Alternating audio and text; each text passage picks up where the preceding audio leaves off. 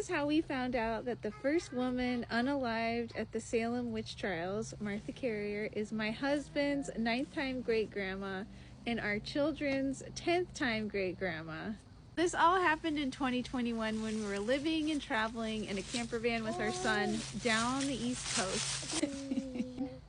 Traveling down the East Coast toward the island that our son was born on and where some of my family lives. But I should say this story all kind of started a couple weeks before when we were in Michigan. My husband's aunt told us, okay, by the way, you guys are probably going to be driving by Salem, Massachusetts, and we are related to Martha Carrier. I should mention that his aunt is a medium and so am I. So she thought that this would be kind of exciting news to share with us. My husband and I, honestly, we both kind of just wrote it off like, yeah, maybe, but maybe not though. We don't really know if that's true and how do we really verify that? So honestly, we both completely forgot about it. We started off our East Coast adventure in Acadia National Park in Maine and made our way down south with our baby at the time. So again, by the time we got to Salem, we were pretty exhausted and we had seriously forgotten all about Martha Carrier. When we got to Salem, we walked around town sightseeing and we finally made our way to the memorial. And again, I am a medium, so I do have to mention that once I crossed that threshold, I could definitely feel there was some palpable energy there.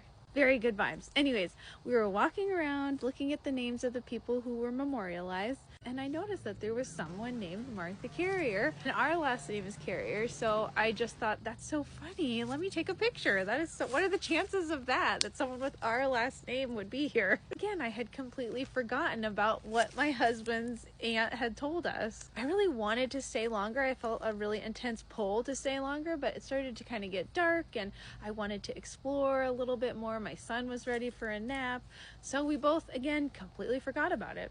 3 days later, when we arrived to my family's house, my husband signed into Ancestry.com to add someone to his family tree. He likes to check his family tree every once in a while, adding people.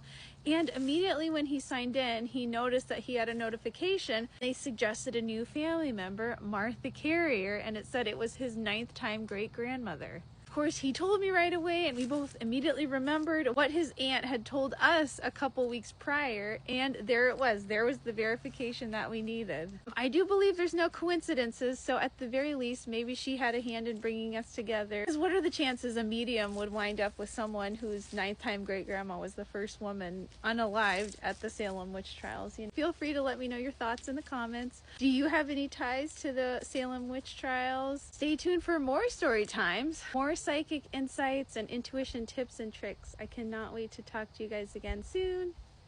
Happy Halloween!